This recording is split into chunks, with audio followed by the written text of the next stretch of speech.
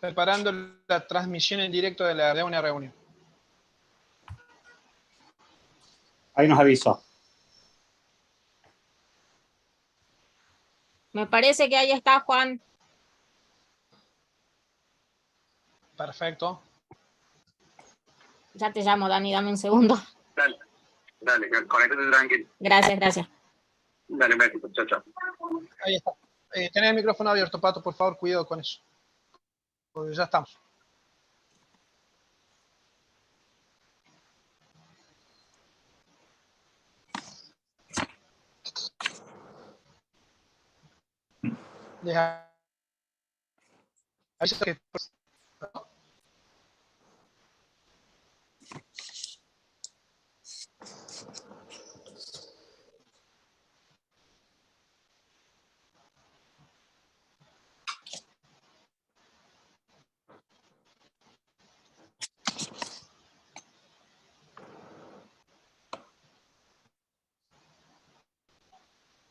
Buenas tardes a todos. Bienvenidos a esta jornada preparada por la Secretaría de Graduados. En un ratito vamos a dar comienzo formal una vez que terminemos de cerrar con los detalles de la transmisión. Muchísimas gracias a todos por la paciencia y en un ratito comenzamos.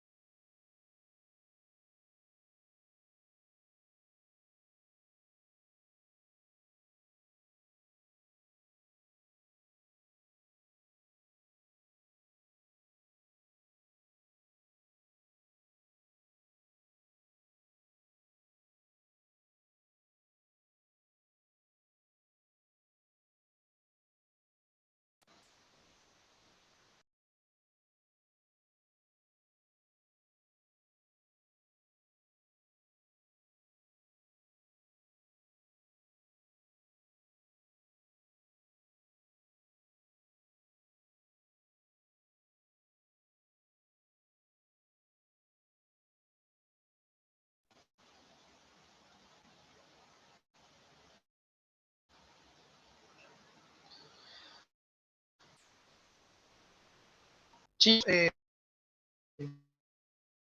de hecho, la ciencia, ya vamos a estar enviando el link para que lo complete y de eso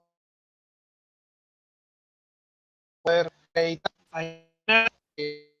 Así que la Secretaría 2 es un placer, un gusto enorme recibirlos en el desarrollo de esta actividad. Vamos a agradecerle al doctor Aníbal Paz por la colaboración constante por nuestra Secretaría. También agradecer a todo el personal de la Secretaría de la Facultad de Derecho que ha trabajado arduamente para llevar a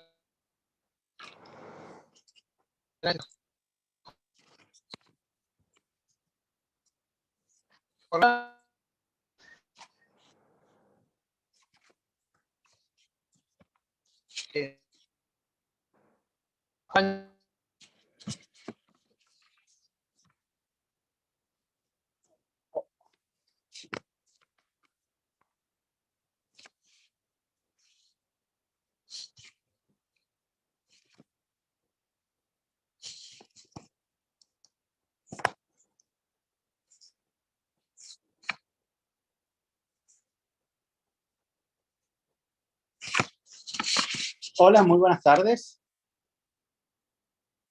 ¿Se escucha, doctor Aníbal Paz? Perfecto. Bueno, muy buenas tardes a todos. Darles la bienvenida, colegas, a este seminario de actualización de la nueva moratoria previsional en nombre de la Facultad de Derecho de la Universidad. ¿Sí?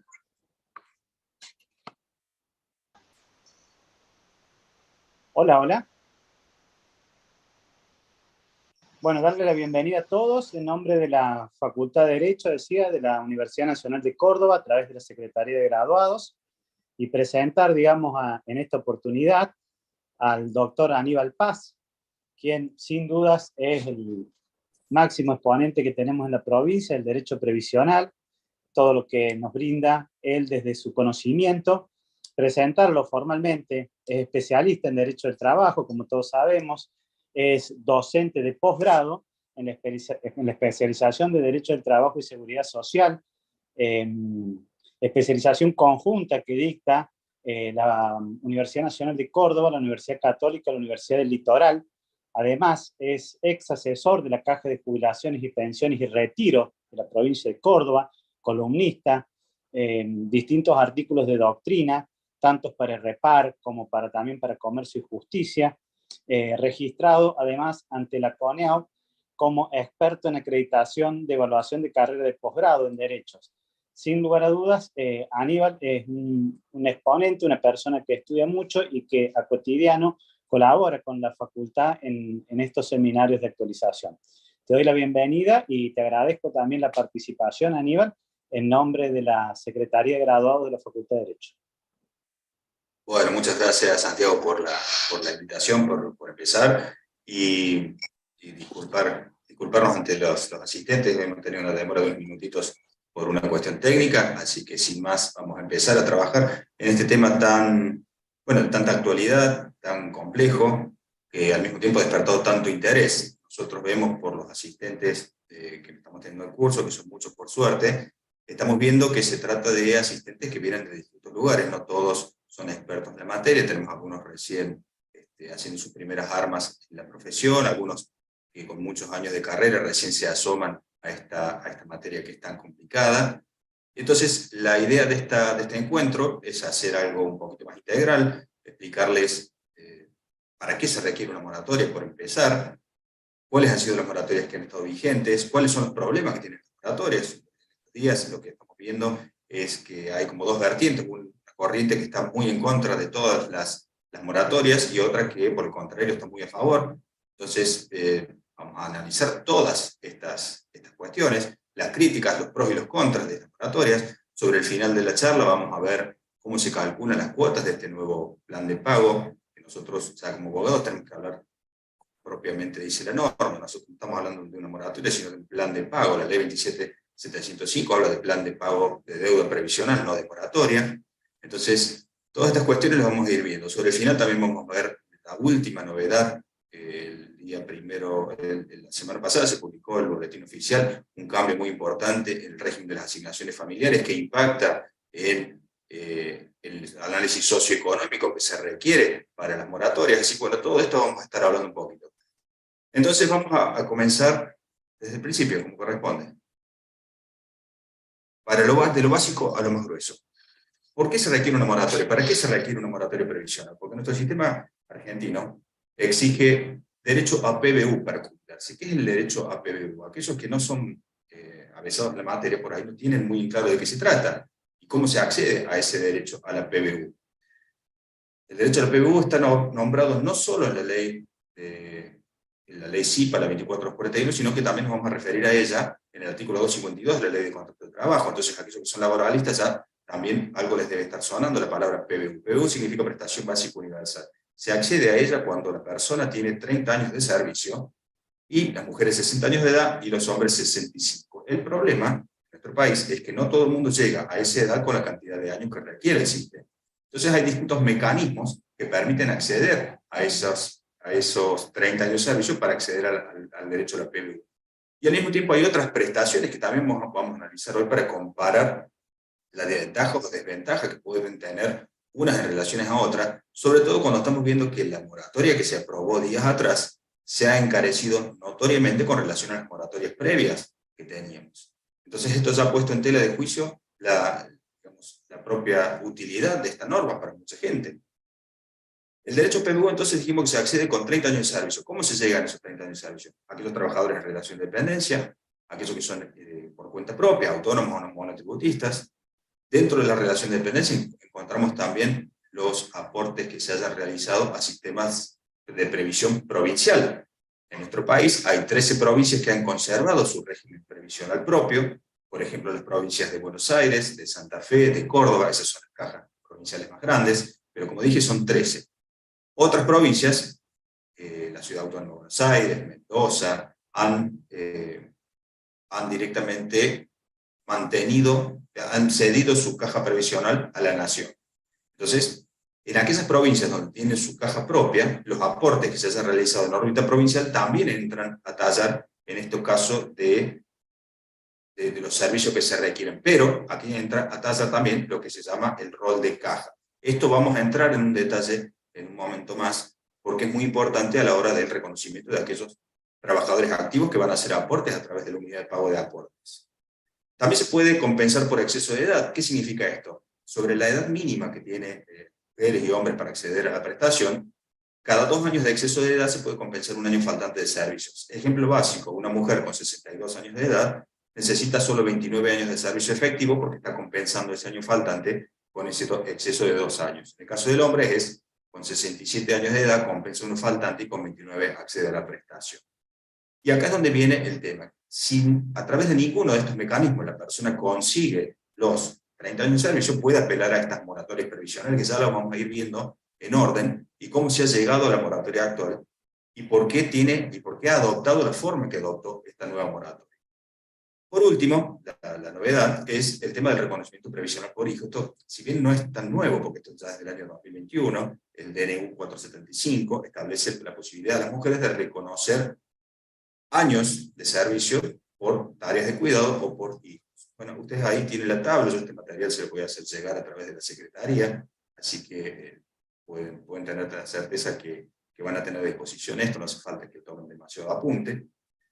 Entonces, con todos estos esquemas se puede completar el derecho a la PBU. Pero en nuestro país tenemos el problema, que aún así hay muchísima gente que no llega a la edad jubilatoria con la cantidad de años de servicio. Entonces se ve impedido de acceder a una prestación. ¿Cuál ha sido la solución que ha adoptado nuestro país respecto a las moratorias? Bueno, las moratorias son una moneda de 2 caras.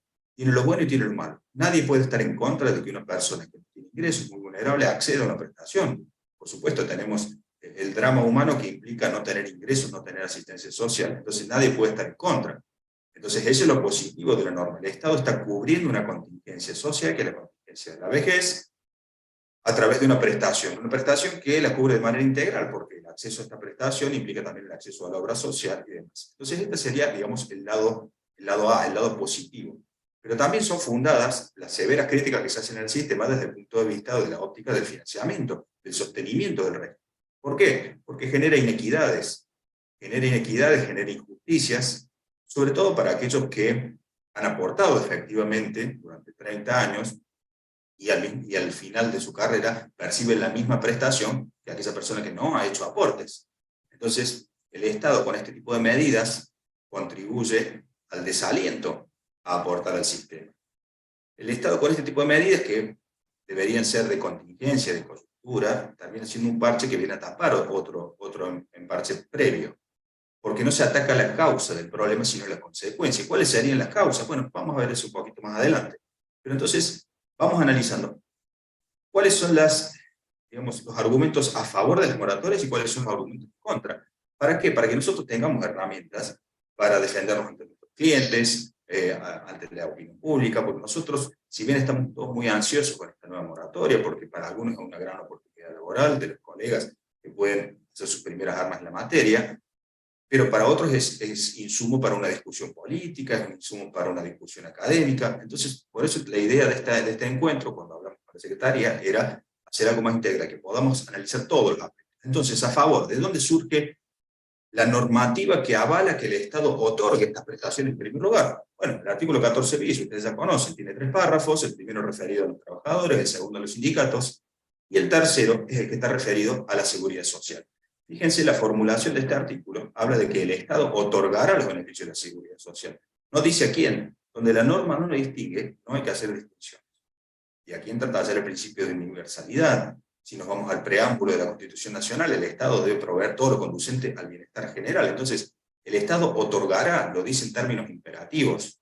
El Estado debe otorgar la seguridad social a todos. ¿A quiénes todos? A todos aquellos habitantes que quieran residir en tierra argentina, también lo dice el preámbulo de la Constitución Nacional. Más abajo, en el 75, inciso 12 de la Constitución, dice que el Congreso debería tener a esta altura sancionado un código de la seguridad social. Bueno, no lo tenemos. Casi 30 años después de la reforma, no nos encontramos todavía con un código de la seguridad social. Entonces esto también habla a las claras de que nos manejamos mal en materia normativa.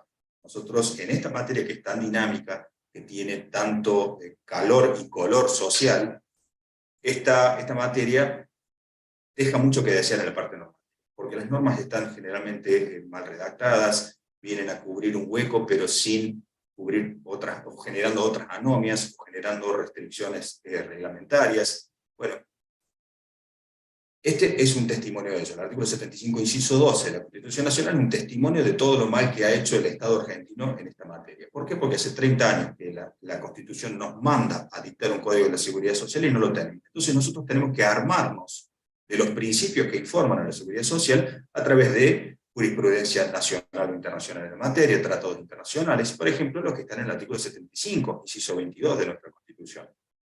Ahí claramente los que están constitucionalizados son tratados de derechos humanos en general, que tocan en algunos artículos que están citados, tocan la materia de seguridad social. Tal vez el que más relevancia podemos tomar en este momento para el tema que nos ocupa, es la Declaración Universal de los Derechos Humanos, que dice que toda persona tiene derecho a un nivel de vida adecuado que le asegure bienestar, alimentación, vestido, vivienda, asistencia mínima, asistencia médica y servicios sociales. Bueno, acá tenemos otra norma que dice por qué el Estado debe otorgar estas prestaciones. El artículo 75, inciso 23, nos habla de medidas de acción positiva en favor de las personas mayores. El Estado debe adoptar medidas de acción positiva. Fíjense, hacemos un pequeño paréntesis, fíjense la terminología que emplea el artículo 75, inciso 23, habla de los ancianos. Esta palabra nosotros hoy ya no la usamos en la materia, nosotros ya no decimos los abuelos o los ancianos, nosotros hablamos de personas mayores. Esto es, fíjense, el lenguaje propio de la Constitución ya nos está quedando viejo, ¿no? Bueno, cerramos el paréntesis.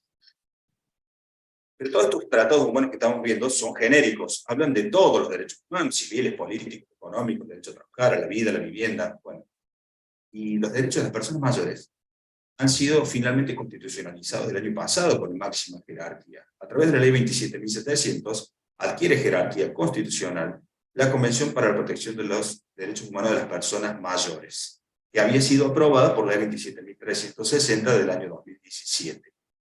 Y acá es donde se hace patente la necesidad o la obligación que tiene el Estado de otorgar este tipo de beneficios. ¿Por qué? Porque habla de que el Estado debe otorgar los beneficios hasta el máximo de los recursos posibles, el máximo de los recursos disponibles. ¿Para qué? Para lograr la plena efectividad de los derechos económicos y sociales. Bueno, ¿de qué estamos hablando si no de un derecho económico y social como es la jubilación? Al mismo tiempo dice que toda persona mayor tiene el derecho a un ingreso para llevar una vida digna. Esto habla de la Constitución, que recientemente la hemos aprobado. Todo el arco político la aprobó, porque ustedes saben muy bien, saben mejor que yo, que nuestra estructura constitucional permite que una norma internacional adquiera jerarquía constitucional solamente a través de una mayoría agravada. ¿Qué significa esto? No basta con el quórum más uno o la mitad más uno de los presentes para votar una norma que se convierta en que tenga jerarquía internacional. Aquí todo el arco político ha aprobado esta norma. Y sin embargo todavía hoy discuten algunos la necesidad de estas moratorias. Bueno, acá se exige que toda persona tenga un ingreso digno para llevar precisamente una vida digna que le permita el ejercicio de sus derechos. Bueno, ese era el lado A, eso era lo positivo. Lo negativo, por supuesto, las inequidades, ya dijimos. ¿Qué es lo que ha pasado en las jubilaciones en los últimos años? Los cambios de fórmula, tanto en el 2018 como en el 2020, o los decretos, los DNU del año 2020, han achatado la pirámide de las jubilaciones. En todos los casos ha habido un ajuste fiscal en detrimento de los jubilados que sí han aportado en el sistema. Al mismo tiempo, eso vulnera los principios de la seguridad social desde la esfera individual. Aquel que ha aportado, como dije hace un rato, va a pérdida, porque su jubilación se ha licuado. A ver, hablemos de números objetivos, esto no son opiniones. En el último periodo, la inflación anual ha sido medida de manera interanual de enero a enero de este año del 98%. Las jubilaciones han subido el 72% en el mismo periodo. Ahora se va a anunciar el día 14 el índice de precios del mes de febrero. En febrero se va a anunciar aproximadamente el 6%, lo que nos va a llevar a una variación interanual del 101% aproximadamente. Las jubilaciones interanualmente medidas a febrero han subido 72 y la inflación 100. Bueno, esta licuación de las jubilaciones, este achatamiento que produjeron los decretos del 2020, el ajuste fiscal que fue en marzo del 2018 y en marzo del 2021 con la aplicación de la nueva fórmula, son licuaciones de las jubilaciones aportantes, de aquellos que han aportado al sistema. Entonces se genera un círculo vicioso. Cuanto más licuamos las jubilaciones, de ahí sacamos el dinero para pagar las jubilaciones sin moratoria, porque exige la normativa, pero al mismo tiempo para seguirlas pagando necesitamos seguir licuando. Entonces es un círculo vicioso. Y nos encontramos entonces con una tensión dialéctica entre todos estos principios que vemos aquí en pantalla en este momento. Tenemos de un lado los principios que sostendrían la necesidad de dar estas moratorias, y por el otro lado los principios que sostendrían todo lo contrario. Dijimos, por los principios de universalidad, de solidaridad, de vulnerabilidad, el Estado está obligado a dar estos beneficios de asistencia social. Al mismo tiempo, como el Estado argentino ha venido dando moratorias durante todo este tiempo, ha llegado a un determinado nivel de cobertura de las contingencias de la seguridad social. Y ya no puede ir para atrás. ¿Por qué? Porque esos mismos derechos humanos que están constitucionalizados hablan de un principio básico, que es el principio de no regresión. ¿Qué significa esto? Que cuando se ha llegado a un nivel de cobertura de cualquier derecho, no se puede volver para atrás para cubrir menos ese derecho. Entonces, estos son los principios que sostienen normativamente la necesidad de esas moratorias. Pero del otro lado están estos otros principios que ven de la columna del lado derecho. La sustitutividad, la proporcionalidad, el esfuerzo contributivo, la confiscatoriedad. Todos esos principios se han visto notoriamente afectados cuando se otorgan estas jubilaciones. ¿Por qué? Porque dar jubilaciones sin aporte atenta contra el financiamiento. Y vean ustedes a continuación, nos encontramos con la propia ley de jubilaciones y pensiones. La ley 2441 dice en su artículo 187 que las prestaciones que se acuerden o que se acuerden en el futuro, esta norma es del año 94, recuerdo, 93, las jubilaciones que se acuerden a partir de ese momento, que sean no contributivas, deben ser sostenidas por rentas generales. ¿Qué significa esto? Bueno, con los fondos del Tesoro Nacional, no con el fondo de los jubilados. Esto lo dice la ley. Entonces, como ven, hay normas, hay principios y hay argumentos que sostienen cualquiera de estas posturas. No podemos, yo creo que a esta altura del acontecimiento, no podemos desentendernos de toda una fundamentación para atender necesariamente la otra, ni viceversa. Yo creo que el término medio debería ser algo más razonable. El tema es cómo se han ido dando las moratorias a lo largo del tiempo. Ustedes van a ver ahora, cuando avanzamos con las distintas moratorias, van a ver que las nuevas moratorias han ido recogiendo parte de estos errores. Es decir, bueno, no podemos regalar moratorias. Ustedes saben que al principio no se exigía análisis socioeconómico, por ejemplo, ahora sí. En algún momento eran muy baratas y ahora no.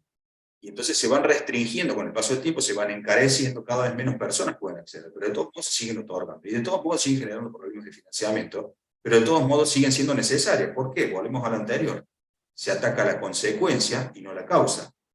Que llegamos a este punto, ¿cuáles son las causas de este problema?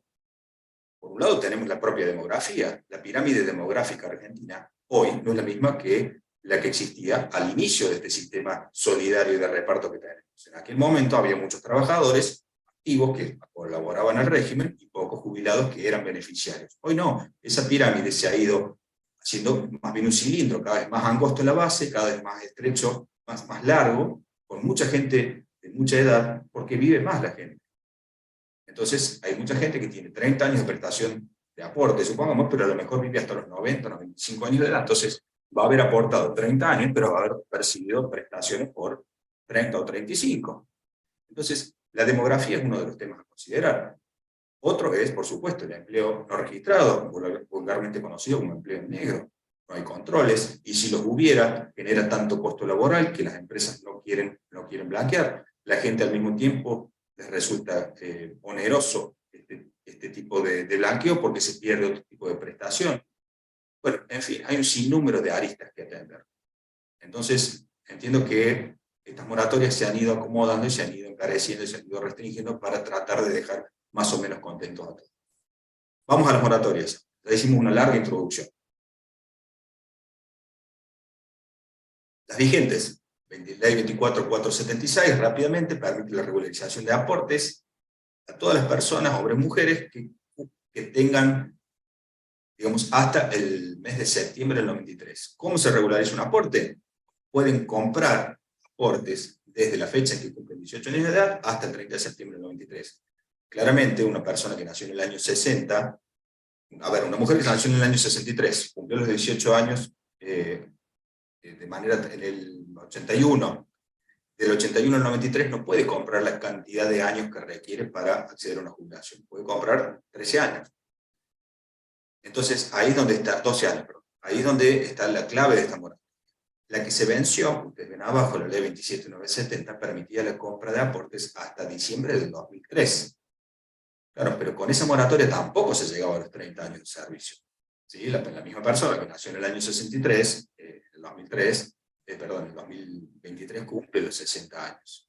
Pero no llega con la lógica de las moratorias a comprar. Y esto es algo que los medios están informando mal, ya vamos a ver de qué se trata. Entonces tenemos dos leyes que estaban vigentes antes, en algún momento se permitía para los hombres y para las mujeres las moratorias, la de ley 26970 en su origen era para hombres y mujeres, pero luego la prórroga de las moratorias se dio únicamente para mujeres.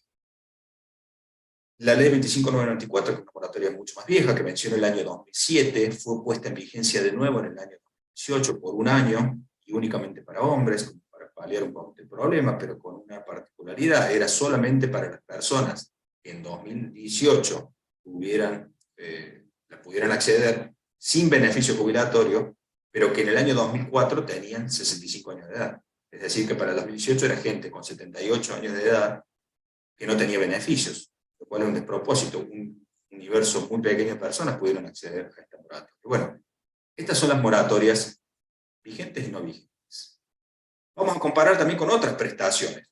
¿Por qué? Porque hay mucha confusión.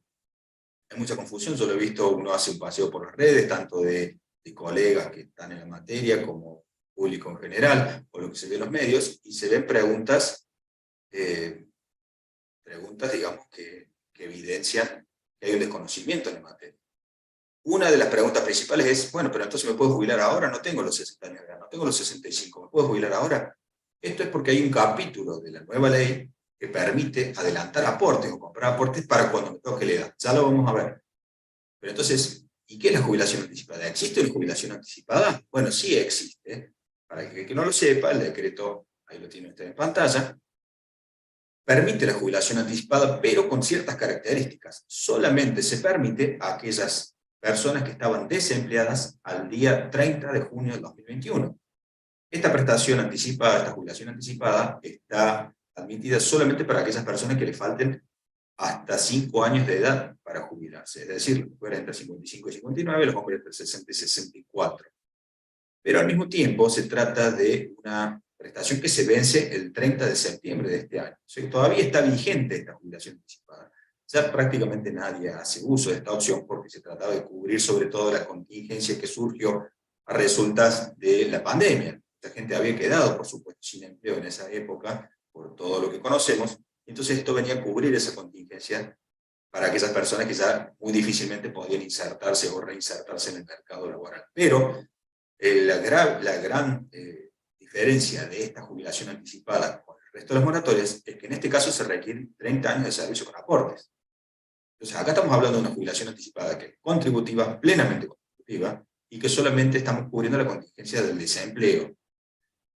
Esta es una de las ventajas. El otro tema es que esta jubilación anticipada se convierte en jubilación ordinaria al adquirir la edad y que genera derecho a pensión, a diferencia de lo que ocurre con la PUAM. La PUAM se sanciona en el año 2016, ley 27260, y viene a cubrir una necesidad.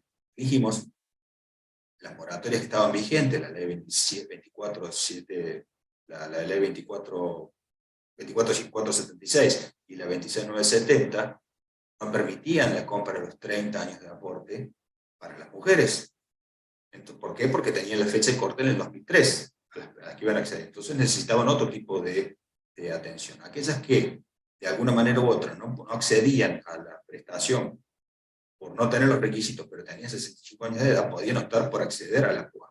La PUAM también es una de las prestaciones que se fue restringiendo con el paso del tiempo. Se fue haciendo cada vez más restrictiva. ¿Por qué? Porque en un principio estaba admitida para cualquier persona que simplemente tuviera 65 años de edad. Incluso era compatible con el trabajo de relación de dependencia. Entonces uno podía seguir trabajando y cobrar la PUAM. Eso recuerda, en el primer tiempo había mucha gente que incluso tenía derecho a jubilarse, no se jubilaba, sacaba la PUAM y seguía trabajando.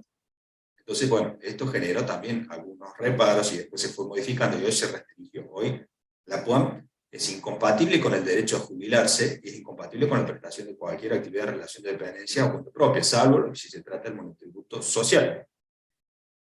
Bueno, aquí, ¿qué es importante que prestemos atención acá? Que la PUAM genera un haber equivalente al 80% del haber jubilatorio mínimo. 80% del haber jubilatorio mínimo. Vamos a volver sobre esto en un momento. Y la PUAM es vitalicia, pero no genera derecho a pensión. Esto también es importante. Por último, ya antes de entrar en la moratoria actual, nos encontramos con la prestación por edad avanzada. Bueno, en aquellos casos que se hubiera accedido a ninguna de las otras prestaciones, siempre queda la posibilidad de ir a la jubilación por edad avanzada, que también es contributiva, necesita 10 años de servicio y requiere regularidad de aportes, que es lo que ustedes están viendo allí en pantalla. En este caso también se genera un derecho a pensión. Bueno, y finalmente, luego de esta larga introducción, hemos llegado a la moratoria que nos convoca hoy. La moratoria, como yo dije al principio, deberíamos hablar con propiedad terminológica, somos todos abogados, nosotros debemos dar el ejemplo, y deberíamos hablar propiamente dicho del plan de la ley 27705 de plan de pago de deuda previsional. Esta ley tiene en su capítulo segundo, crea lo que se llama la unidad de pago de deuda previsional, que es para las personas en edad jubilatoria, y tenemos en el capítulo tercero la unidad de cancelación de aportes previsionales para trabajadores en actividad. Esta nueva moratoria tiene 2 años de vigencia. Tengamos presente que, si bien se ha ido prorrogando las moratorias anteriores, ustedes han visto que las anteriores se fueron prorrogando y llegan a su vencimiento, varias veces se ha ido prorrogando. En este caso, por ley, se puede prorrogar 2 años más, pero no sabemos si eso va a suceder. Entonces, por ahí las proyecciones que vamos a hacer tienen en cuenta este detalle, ¿no? Vamos al capítulo 2 de la ley. ¿De qué nos habla? De la unidad de pago de deuda previsional. Entonces, estas son las personas que están en edad jubilatoria, es decir, mujeres con 60 años de edad cumplido y los hombres con 65 años de edad cumplido. Aquí también nos habla de que tienen derecho a acceder a la prestación los derechohabientes que tengan derecho a pensión. Pero siempre se trata de personas que estén inscritas previo al deceso, ¿cierto? Aquí tenemos una restricción. Luego nos habla de los residentes. Tienen que estar residiendo en el país por el periodo que se pretenda comprar. Esto, digamos, esto es un argumento para aquellos que refieren que cualquier extranjero viene al país, se cruza el río Paraná, se hace una jubilación y se vuelve a su casa. Esto es un prejuicio, esto es, si bien existen casos, no es tan así como están viendo, porque aquí se exige un requisito que es la residencia en el país para comprar un periodo que se pretenda regularizar. Y el otro tema, que aquí es donde está la restricción, es que no se deben registrar aportes ni en relación de dependencia, ni como autónomo, ni como monotributista, por el periodo que se pretenda regularizar. Entonces solamente se puede regularizar en periodos libres. Entonces, en la historia laboral de una persona, a veces nos encontramos con que tiene algunos aportes de autónomos, de monotributistas, que en algún momento aportó, pero ¿qué pasa si tiene deuda?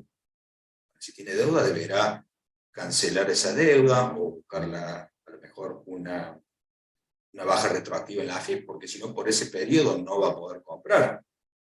Y si esos periodos no están libres, no están disponibles, posiblemente no le alcance el lapso de tiempo para comprar los 30 que requiere. Tengamos presente esta situación, ¿cierto?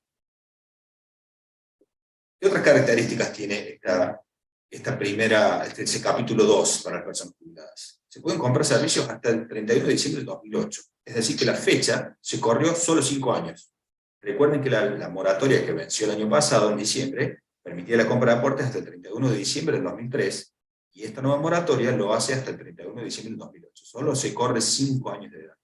Y esto, aquellos que han hecho trabajo con la moratoria anterior, ¿no les suena llamativo? ¿Qué significa esto? Que con 60 años de edad la mujer no puede acceder. Ya lo vamos a ver en una tabla a continuación. Cada unidad del pago de la deuda previsional equivale al 29% de la base imponible mínima. Bueno, acá a continuación vamos a hacer un cálculo. Les voy a enseñar cómo se hace el cálculo para aquel que no sepa. Sabemos que hay muchos colegas que tienen alergia a los números.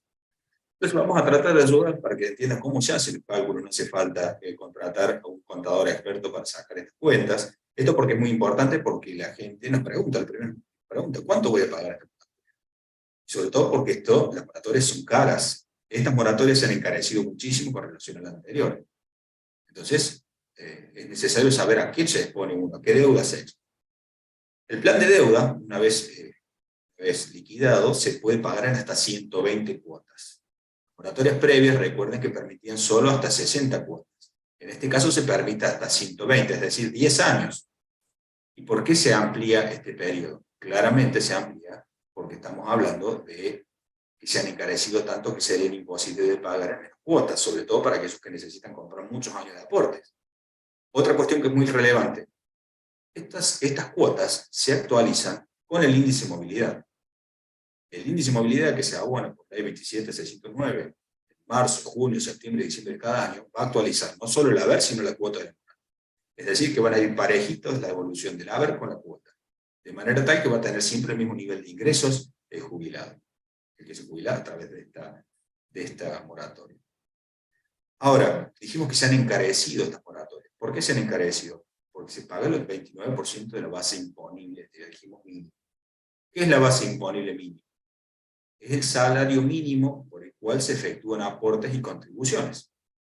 Para aquel que no lo sabe, cuando una persona está trabajando de manera registrada, el empleador le retiene el 11% de sus aportes personales y el patrón o empleador tiene que hacer el 18% de aportes que se llaman contribuciones. Entonces la suma de 11 más 18 nos da 29. Ese es el 29% que estamos pagando sobre la base imponible mínima. ¿Y por qué es la base imponible mínima? Todo aquel que gane menos de esa suma ya directamente no hace ni aportes ni contribuciones al sistema. Entonces, como la prestación a otorgar va a ser básicamente la jubilación mínima, se parte de esta base imponible mínima para calcular cuáles son los aportes. Entonces termina siendo contributiva, porque es lo mismo que pagaría un trabajador que estuviera registrado por ese ingreso. Si nosotros tenemos un trabajador debidamente registrado que gana la base imponible mínima, va a ser el mismo aporte que aquel cobra, que hace el plan a través de una unidad de pago, sea de deuda o sea de aporte, como sigue. ¿Qué otra cosa nos encontramos acá? El socioeconómico. Bueno, acá se va a hacer nuevamente, por supuesto, como toda moratoria, un análisis socioeconómico para determinar la vulnerabilidad de la persona que va a acceder a este tipo de moratoria. Estas cuotas, como dijimos que se van a actualizar por índice de movilidad, se van a descontar del haber jubilatorio mensual. ¿En qué consiste el análisis socioeconómico? Ya lo tengo previsto para más adelante. Ya van a ver de qué se trata porque ha habido cambios muy importantes en el régimen de las asignaciones familiares en los últimos días, que impactan en esto. La prestación que se obtenga a través de esta nueva moratoria va a ser incompatible con cualquier otra prestación, salvo que su monto sea inferior o igual a la jubilación mínima. ¿Sí? Es decir, aquel que tenga una prestación no contributiva, una jubilación o una pensión de otra fuente, no va a poder acceder a esta jubilación si el otro haber es superior. Claramente, podrá elegir en el caso de que le convenga, pero eso todavía está sujeto a la reglamentación. Luego nos encontramos con otro dato, considerar que es la fecha inicial de pago, va a ser a partir de la fecha de la solicitud, no la fecha de que cumple los requisitos, no la fecha del cese, porque el cese en este caso, no a la fecha de cumplimiento de la edad, sino a partir de la fecha de que el interesado solicita la inclusión en este plan para acceder a esta jubilación. Y acá es donde viene algo que también nos está llamando la atención a todos, y que vamos a tener que poner la lupa en lo que es la reglamentación, no solo la reglamentación de ANSES, que es la que vemos siempre, sino también la de AFIP, que acá nos dice que para acceder a este plan deben estar canceladas todas las cuotas o todos los planes que estuvieran vigentes y otorgados por otras moratorias. En algunos casos, ustedes saben muy bien que se hacen reconocimientos de aportes al amparo de moratorias anteriores y cuando se han hecho en cuotas, no están canceladas en su totalidad, habrá que cancelarlas de contado para acceder a esta jubilación a través de este nuevo plan, por ejemplo. Bueno, todas estas cuestiones nos va a aclarar la normativa reglamentaria. Ahora, lo que yo les mencionaba hace un rato, ya hemos visto entonces de qué se trata. ¿Qué sucede entonces cuando hablamos de la nueva moratoria? No llegamos a los 30 años de servicios si la persona no tiene aportes de hijos. En el caso de la mujer, no llegamos para el moratoria. Fíjense, yo hice un ejemplo acá. Si la mujer nació el 1 de marzo del 63, hace unos días acaba de cumplir los 60 años de edad. Cumple los 60 el 1 de marzo del 2023. ¿Cuánto puede regularizar a través de esta moratoria? Solamente aquellos periodos que van entre el 1 de marzo del 81, que es la fecha que cumple los 18 años de edad, y el 31 de diciembre del 2008, que es la fecha de corte de la moratoria.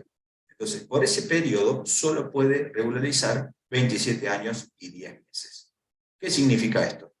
Que no llega si no tiene aportes hechos o si no tiene hijos a través del reconocimiento previsional.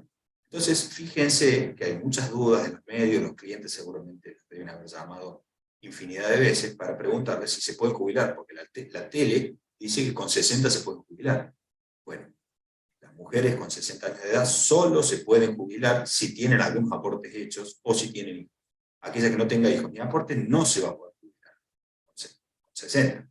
¿Cómo va a poder jubilarse esta mujer? Bueno, va a tener que aportar veces más y aprovechar el exceso de edad, que es un mecanismo que yo les explicaba hace un rato atrás. ¿Y cuál es ese mecanismo? Podemos hacer un aporte a través del monotributo, y uno saca rápidamente las cuentas, si tiene 27 años, 10 meses, le están faltando 26 meses de aporte, es decir, 2 años y 2 meses de aporte. ¿Cómo los completa? Y bueno, aporta durante 18 meses más, esos 18 meses le da el excedente que requiere para llegar a los 26 de aporte. Si tiene 18, son 9 de excedente, tiene 18 en total. Nos da, a ver, yo tengo por acá el número exacto, y nos da exactamente 9 de exceso, 9 meses nos da por exceso, y 18 de aporte nos da 27, es decir, que estaría llegando porque faltan 26 en este caso. Ahora, recuerden que la moratoria está vigente por 2 años. No sabemos si se va a prorrogar a su vencimiento. No sabemos, porque es posible que no se prorrogue, es posible que se sancione otra moratoria distinta. ¿Qué significa esto? Que si tenemos una mujer que cumple los 60 años de edad el año que viene, en el 2024, y no tiene aportes, y no tiene hijos, si la ponemos a hacer monotributo por los 18 meses que le faltan, posiblemente la moratoria se venza en el medio y haya hecho todo ese aporte de manera innecesaria. No sabemos si los va a necesitar, si los va a poder usar o no, si se va o no a prorrogar esa moratoria. No lo sabemos, porque le va a caer el vencimiento en el medio. Todas estas cuestiones son materia de análisis y seguramente la gimnasia del manejo diario de este tipo de casos nos va a ir dando la pauta de si son convenientes, si no son convenientes, qué es lo que opina la gente, porque la gente tiene que estar informada de las decisiones que va a tomar sobre su futuro previsional. ¿Qué pasa con los hombres? En el mismo caso, la persona que nació en el año 58, que acaba de cumplir los 65 años de edad, aquí podría regularizar hasta 32 años y 10 meses de servicio, por esa diferencia de 5 años en la edad. Pero bueno, la norma requiere solo 30. Y esto nos lleva a un punto que analizamos antes. La compra de aportes es al solo fin de acceder a la PBU. La jubilación de la ley 2441, recuerden que en el caso de exceder los aportes, permite la bonificación por el exceso de años hasta el tope de 45.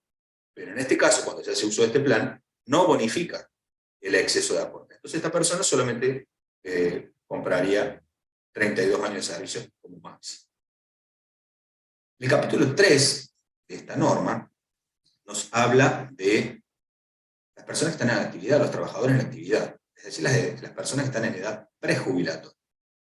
¿Qué se puede hacer en estos casos? Se puede comprar o se puede acceder a este plan para las personas que le falten hasta 10 años de servicio para la edad jubilatoria. Es decir, mujeres que tengan entre 50 y 59 años de edad y hombres que tengan entre 55 y 64. ¿Qué pueden hacer?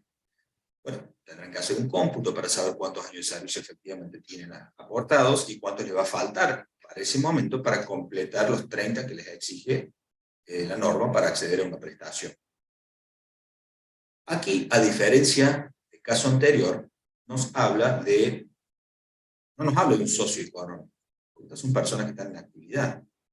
Aquí la norma nos habla de que para acceder a este plan tiene que acreditar ingresos. ¿Cómo nos van a acreditar esos ingresos? ¿Cuál es el umbral de esos ingresos que hay que acreditar? No lo sabemos, eso va a estar sujeto a la reglamentación. Pero esto sí nos dispara a otra pregunta. ¿Es posible que a los que accedan a este plan no les pidan un socio económico y a los que están en edad jubilatoria sí? ¿Es eso justo? ¿Es eso equitativo? ¿Será de esta manera? La reglamentación nos dirá si van a aplicar el socio económico también a los trabajadores en actividad. Y en su caso, si aplicamos el socio económico, ¿cuándo lo vamos a aplicar? ¿Al momento de acceder a la prestación o al momento de acceder al plan cuando todavía nos faltan años para la prestación? Si se trata de trabajadores en actividad, yo no le puedo hacer un socio económico hoy, porque no sé cuál va a ser su situación económica de acá 5 o 10 años. Entonces la lógica indicaría que el socio económico se lo voy a hacer más adelante. Pero resulta que si después no voy a poder acceder a ese plan, porque la moratoria se venció, o porque ha cambiado la normativa, o porque en un momento supera el umbral del socioeconómico, ¿esos aportes habrán sido en vano? Son todas preguntas, son todas cuestiones, interrogantes que tenemos que ir descubriendo a medida que se corra el velo de la reglamentación. Esto va a ser, yo creo que materia polémica, porque al mismo tiempo hay una especie de cierta contradicción. Fíjense que para acceder al plan en edad, digamos, antes, mientras uno está en actividad, nos exigen acreditar ingresos suficientes para pagar la cuota. Pero si tenemos ingresos suficientes, ¿de qué monto? No va a ser que nos pasemos del análisis socioeconómico. Entonces, si tenemos ingresos suficientes para acreditar los ingresos, ¿estaremos en condiciones de superar o no un análisis socioeconómico? Bueno, todo esto habrá que verlo en su momento con detenimiento.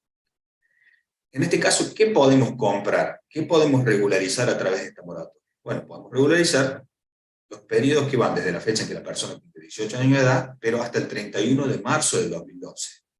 ¿Por qué dirán marzo y no diciembre? En el caso de los jubilados. Bueno, el 31 de marzo supongo que tiene que ver con la fecha de la sanción de la norma.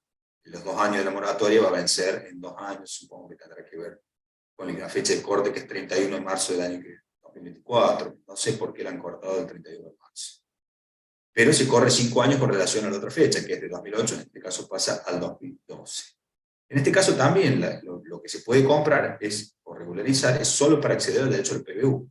No se puede bonificar por exceso el haber, ¿cierto? No puedo aportar de más. En estos casos también estamos en la misma situación de que el monto de la cuota va a estar, o de la unidad de pago, mejor dicho, va a estar atada al 29% de la base imponible mínima, que ya hablamos hace un ratito. Y también repite las cuestiones de la residencia, nos exige residencia por el periodo que se quiera regularizar, y también nos exige el espacio en blanco, no tener aportes ni relación de dependencia ni monotributista por el periodo que se pretenda regularizar. Acá hay un tema también que es interesante, que tiene que ver con el rol de caja. Recuerden que al principio yo les mencionaba esto. ¿Qué pasa cuando un trabajador tiene aportes en la provincia? A lo mejor hoy mismo está trabajando en la provincia, pero le falta años de aporte, entonces compra años viejos, años hasta la fecha de cobro. Si el rol de caja a mí me lleva, por ejemplo, a la caja de jubilaciones de la provincia de Córdoba, la caja de jubilaciones de la provincia de Córdoba, en la ley 8024, su artículo 61, no reconoce los aportes que no sean efectivos, aun cuando haya sido reconocidos por ANSES. Es decir, en este caso, un trabajador tiene 16 años de aporte en la provincia, y lo que le faltan, accede a este plan en ANSES. Paga las unidades de pago. Cuando va a jubilarse, la provincia no se los va a reconocer, por más que tenga el reconocimiento de servicios de ANSES. Esto es materia de litigio, por supuesto. ¿Por qué? Porque no son aportes efectivos.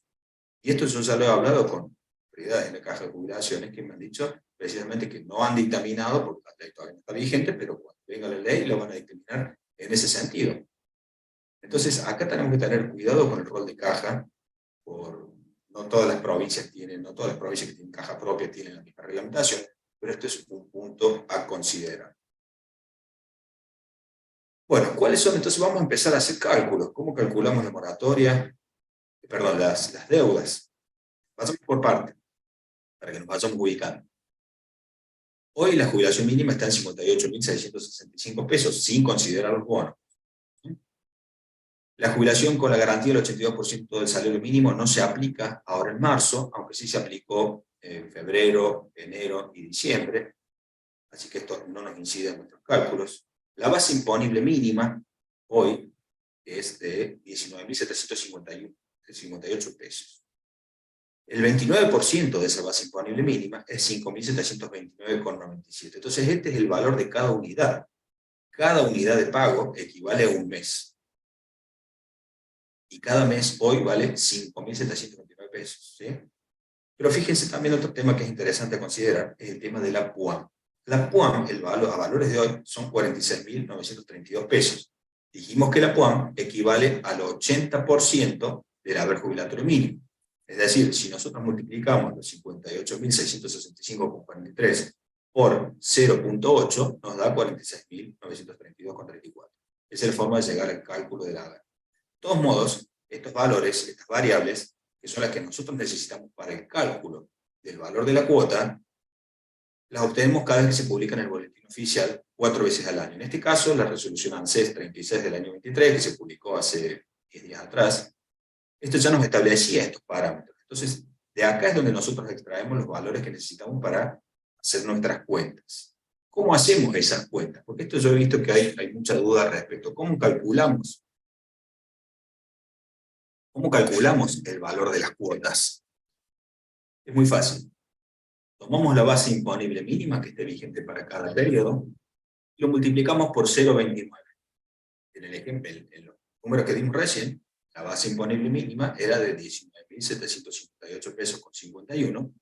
Agarramos la calculadora y ponemos esa cifra por 0,29, lo que nos da el valor de cada unidad de pago, de 5.729 pesos con 97. Perfecto. Ya tenemos determinada el valor al día de hoy de esa unidad de pago. Dijimos que el valor de la unidad de pago se calcula al momento del efectivo pago. No me importa si yo voy a pagar o regularizar un año 2013. Yo no me voy a la base imponible del 2003 para ver cuánto era ese momento y sacar el 29%. No.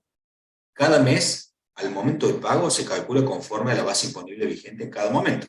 Entonces nosotros, la base imponible que les acabo de pasar y el valor de cuota que les acabo de pasar, va a estar vigente por el mes de marzo, abril y mayo. En junio, cuando viene la movilidad, esa base imponible se va a elevar conforme al índice de movilidad y por supuesto el valor de la cuota va a ser superior.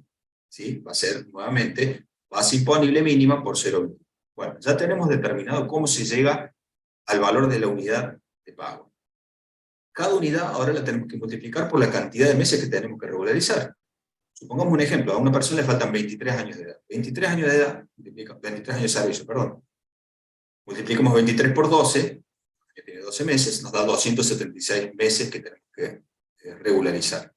Y la cuenta es sencilla, son 5.729,97, que es la unidad, por los 276 meses, eso nos da una deuda previsional de 1.581.000 pesos a pagar. Ahora, ¿cómo calculamos el valor de la cuota?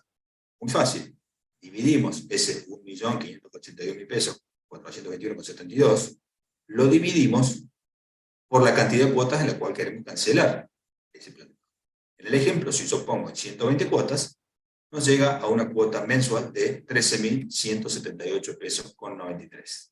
Esto es lo que va a pagar por mes esta persona por los próximos 10 años. Esta cuota, por supuesto, se descuenta de la verdad. Y como ya les dije, no es un valor fijo.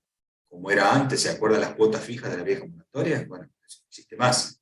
Ahora son 13.178 pesos con 93 que van a ir multiplicándose, ponderándose por la índice de movilidad por los próximos 10 años. Entonces, aquí es donde vemos que la situación se ha puesto muy onerosa. Aquí yo les voy a dejar una tabla, hice el cálculo de acuerdo a cuántos años tengan que regularizar, cuánto vale cada cuota mensual. Entonces, podemos ver que cuando son pocos años de aporte, bueno, la cuota mensual no tiene gran incidencia si lo hacemos en 120 cuotas. Pero a partir de los 20 años de aporte que necesito regularizar, ustedes ven ahí señalado en color rojo que dice punto de inflexión para PUAM, nos encontramos con que a partir de ese momento, a partir de los 20 años, yo necesito regularizar.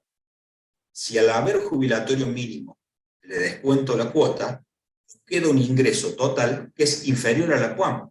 A este cliente que se acerca en estas condiciones, el buen abogado deberá informarle para que el cliente tome la decisión de manera informada, como se dice. ¿Y qué es lo que hay que informarle? Que usted va a estar cobrando menos que la PUAM por los próximos 10 años hasta que termine de cancelar esa cuota. Recién a partir de ese momento, usted va a cobrar el haber jubilatorio mínimo. Entonces, por esto se ha puesto en duda la conveniencia de este plan, de este tipo de plan de pagos, cuando se trata de gente que tiene muchos años de aporte para regularizar. Fíjense en el caso de que tengan que regularizar los 30 años de servicio, tienen que pagar una cuota de 17.000 pesos. Es decir, que en este caso, una persona que tenga que regularizar 30, va a estar cobrando 5.000 pesos menos que el valor de la PUAM a valores de hoy.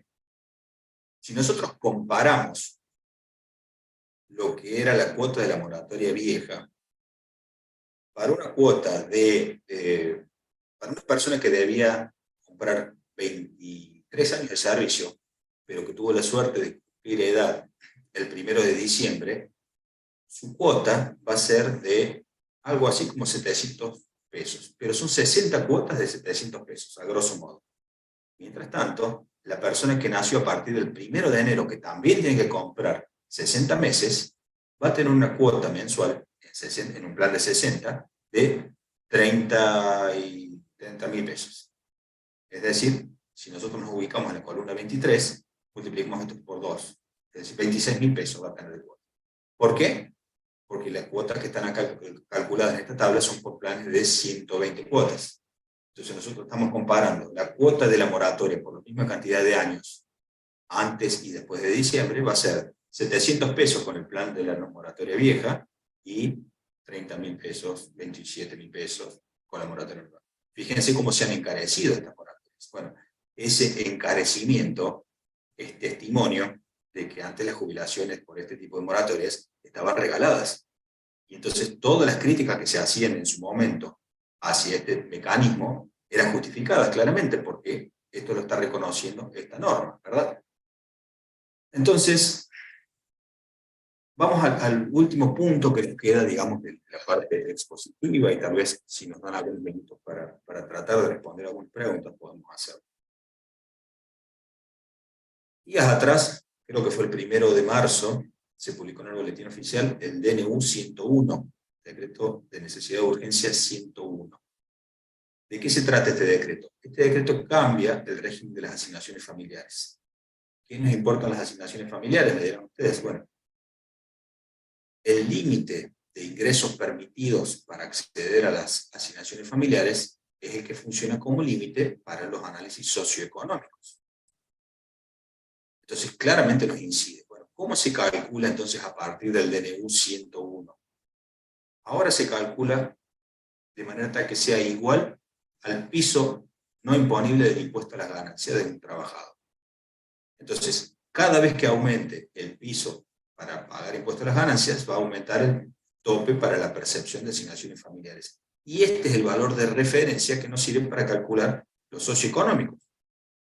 Pero para que tengan ustedes una idea, ha subido muchísimo con este mecanismo, han subido muchísimo estos parámetros. Hasta febrero de este año, el ingreso mensual como tope para percibir asignaciones familiares era 158.000 pesos. Y ahora pasamos a un valor de 404.000 pesos. Tengan presente que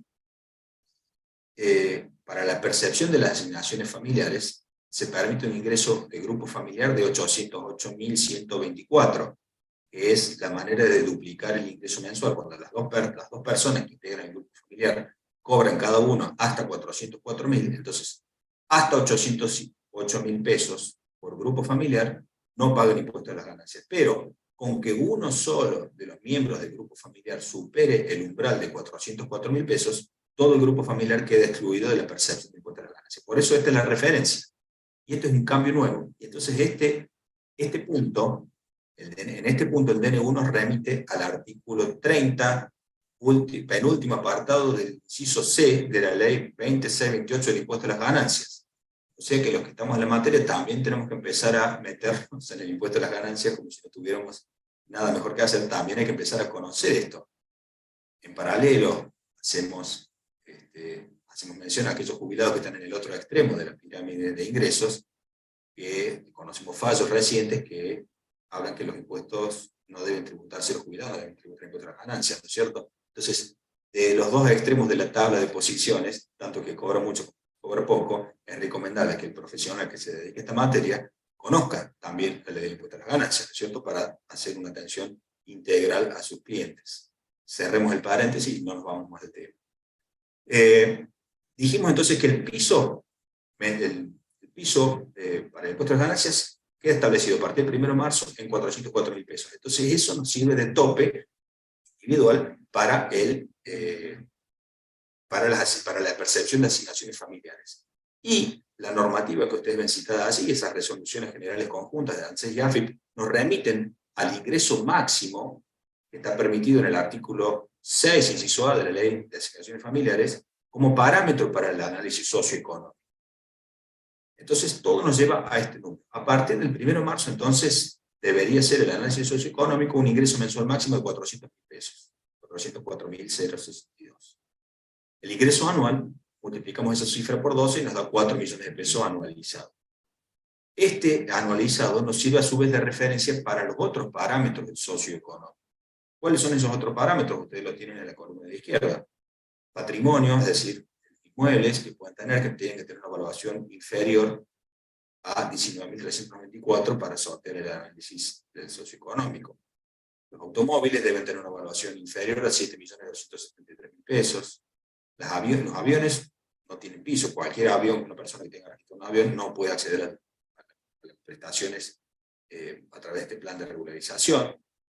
Las embarcaciones de 9 metros de eslora tampoco, o sea, excluyen también a las personas de este plan.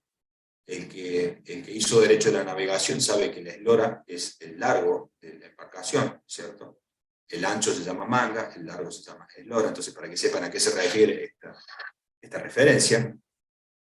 Y por supuesto nos encontramos con el nivel de gastos. ¿Cuáles son los límites de gastos para este socioeconómico? De acuerdo a estos parámetros, el límite de gastos es de 525.280 de manera mensual. Este límite de gastos es lo que se gasta con tarjeta de crédito o de débito, pero tengan cuidado que aquí se incluyen los gastos de los adicionales también, no solo el gasto de titular. Bueno, ¿cómo se calculan entonces estos parámetros? Una vez que nosotros sabemos cuál es el piso de ganancias, lo multiplicamos por 12 y tenemos los ingresos anuales. Los ingresos anuales, si los multiplicamos por 4, nos da la base de los inmuebles. Los ingresos anuales, si los multiplicamos por 1,5, nos da la evaluación de los automóviles. Si el ingreso mensual lo multiplicamos por 1,3, es decir, el 30% más, nos da el ingreso mensual máximo permitido, y lo mismo sucede con el ingreso anualizado. Bueno, esta es la forma de cálculo. Como ven, es todo bastante sencillo, no hay que recurrir a un experto contable para que nos indique a nosotros cuál va a ser el análisis socioeconómico. Ahora, habiendo dicho todo esto, hay que ver la reglamentación, porque es posible que se utilicen otros parámetros, no lo sabemos. Se entiende que ya se está trabajando en la reglamentación, se entiende que ya estamos en condiciones de acceder a estas cuestiones a través de la reglamentación, pero no están implementadas. Es más, al día de hoy sabemos que, si somos juristas, la ley no está vigente. La ley actualmente no está vigente. ¿Por qué? Porque no ha sido publicada en el boletín oficial. Según los rumores que circulan por allí, encontramos con dos vertientes. Algunos dicen que va a salir la ley publicada el día 13, junto con la reglamentación, es decir, la semana que viene. Otros rumorean que va a salir el 16, es decir, el viernes que viene, pero junto con la reglamentación. Y hay otros que entienden como que no se sabe cuándo saldrá. De todos modos, es posible que salga el decreto reglamentario, pero no sabemos si va a salir las resoluciones reglamentarias de ANSES y de AFIP, y tengan en cuenta también que una vez que salgan es posible que haya que adecuar los sistemas, los turneros, todo esto puede llevar su tiempo. O sea, ya nos ha pasado con las declaratorias que no todo funciona tan fluidamente desde el principio. Entonces, ¿qué es lo que estamos diciendo con esto? Muy probablemente los primeros turnos por declaratorias se empiecen a dar a partir de mayo recién. Eso tengámoslo en cuenta. Si bien hay cierta urgencia en implementar la norma, la propia práctica nos indica que esto difícilmente ocurra. Esto para que no asumamos nosotros, profesionales, la ansiedad propia de nuestros clientes. Sabemos que los clientes se escuchan en la tele, en la radio, que se pueden jubilar y lo quieren hacer ya mismo. Bueno, esto yo creo que no va a ser posible, por lo menos en lo inmediato. No creo que antes de abril estén por lo menos en marcha. Yo creo que muy posiblemente sea recién para mayo, pero espero sorpresas también al respecto. Otra de las cuestiones que están muy en dudas es, otra de las cuestiones que se escuchan, que se han puesto en duda es si se va a liquidar este plan a través del SICAM o no. De acuerdo a lo que yo he podido recoger por allí, no se haría a través del SICAM la liquidación de deuda de este nuevo plan. Se haría a través de la misma página de ANSES, tal vez, como fue en algún momento las jubilaciones automáticas de autónomos, posiblemente se hagan de esa manera. Posiblemente tengamos novedades al respecto en los próximos días, pero nuevamente no me animo a adelantarme ni a ponerlo en términos concluyentes. Esto estamos un poco especulando, un poco por experiencia, aquellos que tenemos algún cambio de la materia, ya sabemos cómo han funcionado antes las cosas y cómo podrían funcionar entonces en el futuro.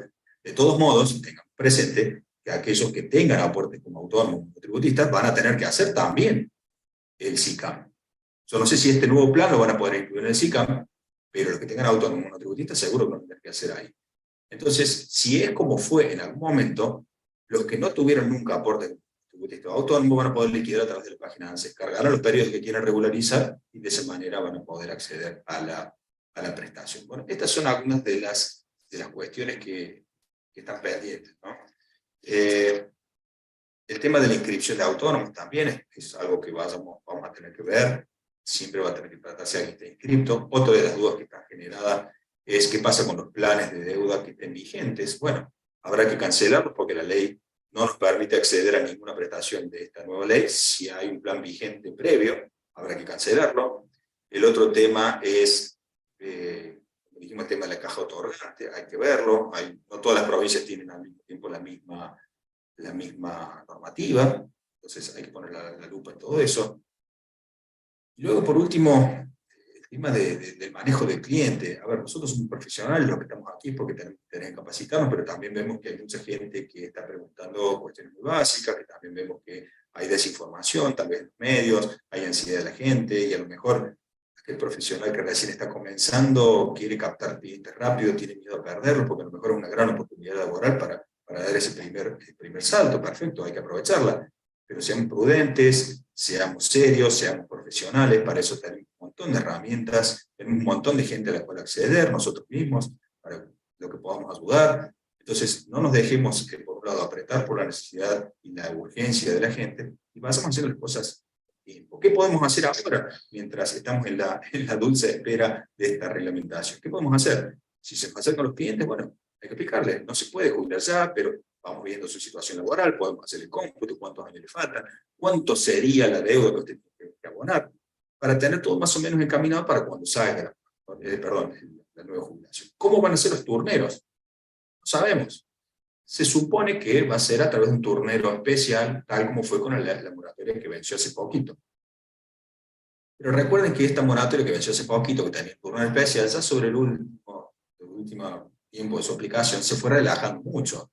Uno a veces iba con el turno común de jubilación y depende de la UDAI, lo admitían. Esto puede suceder también, pero no al principio.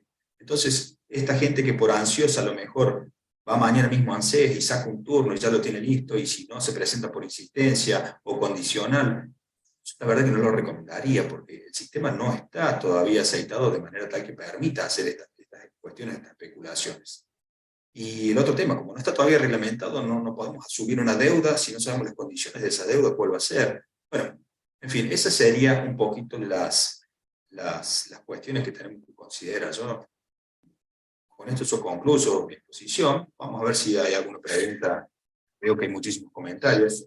Creo que el moderador se me ha desconectado, así que voy a tener que moderarme yo mismo. Vamos a tratar de leer algunas de las preguntas, a ver si hay alguna interesante que merite su respuesta, para que la podamos Hola. entre todos. ¿Estás Santiago? Sí. Ahí te había pasado algunas. La verdad que son muchas las consultas. ¿Conviene la PUAN y pagar un monotributo social para llegar con los aportes? Bueno, eso vamos a tener que hacer las cuentas, que ya tienen ahí las herramientas para hacer las cuentas. Tengan cuidado con la PUAN, porque no genera derecho a pensión, ¿cierto? Entonces, aquel que está con la PUAN tiene que asumir un riesgo. Por eso yo les decía que tengamos cuidado y le informemos bien al cliente que asume. Por un lado, la PUAM tiene este tema de, bueno, si yo tengo que comprar muchos años de aporte, y por ahí prefiero ir pagando un tributo hasta que vaya juntando esos aportes, y después más adelante veré. Pero todo ese tiempo, mis derechos habientes quedan desprotegidos. Ahí tenemos, ¿no es cierto? Entonces, ese es un tema. Y desde el punto de vista económico, muchas veces la gente accede a la prestación sin ningún miramiento. Lo que necesita es dinero. Si lo único que le necesita es dinero, y bueno, el ingreso en el corto plazo va a ser mayor en algunos casos con la PUAM que con la jubilación. Ustedes ya lo han visto, a partir de un punto de inflexión, a partir de cierto momento, va a cobrar más por PUAM que si accediera a un plan de pago de una deuda por una promesa de una jubilación futura. Bueno, hay que ser claro, hay mucha gente que no sabe si va a llegar a vivir 10 años más hasta que termine de pagar esa deuda. Entonces, es un riesgo que yo entiendo que el profesional tiene la obligación de planteárselo al interesado, para que el interesado sea el que tome esa decisión, que es incluye en su futuro proyecto de vida, ¿no es cierto? Muy bien. Hay otra pregunta que pregunta básicamente si el nuevo plan se liquidará por SICAM. Bueno, eso lo contesté recién. Aparentemente no. Aparentemente no se va a liquidar por SICAM, sino a través de la página ANSES, como las viejas jubilaciones automáticas. Pero el SICAM va a seguir usándose para la liquidación de los aportes como autónomos, los que tengan deuda, etc. Muy bien. Y vamos con la última, así vamos cortando por el horario. Dice, para el cálculo del socioeconómico en un monotributista, ¿hasta qué categoría es? No tengo el rango de las categorías actuales, pero bueno, ustedes tienen el rango de ingreso, 400.000 pesos, es una categoría intermedia, debería ser C o D seguramente. Bueno, muchas gracias Aníbal. Y bueno, a todos los asistentes, después, bueno, muchos nos piden el PowerPoint, se lo podemos mandar por mail. Se los vamos a hacer llegar, eso quédese tranquilo que va a llegar. Bueno, te agradezco nuevamente y le agradezco a todos los colegas que se conectaron en esta calurosa tarde. Y bueno, será hasta la próxima. Y muchas gracias por todo, doctor Aníbal Paz. No, gracias a ustedes.